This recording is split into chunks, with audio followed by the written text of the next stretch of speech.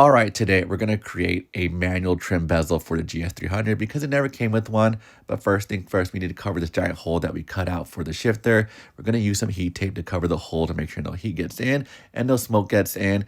Then we're going to get some cardboard and do some CAD and cut out some sound deadening that we got from Amazon to cover the hole some more. That way it's a little more quieter so you don't hear the transmission and the flywheel spinning all the time. The more you cover, the better. And we got this rubber boot from another manual car that we're going to use to cover over the shifter as well. We're going to cover as much as we can so that way nothing comes in, no smells or anything. And here we have the OEM trim that has the cup holder and where the prindle used to sit. And we're going to cut that so that way we have one giant hole.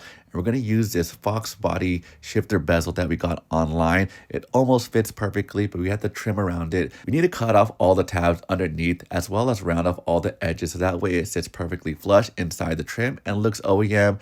I'm doing my best to match the curve of the OEM bezel, and you can see we're almost there. We're going to trim it some more, but first thing first, we're going to test it in the car to see how it feels. And you can see right now it's almost there. We got to round it out some more, but it fits pretty nice.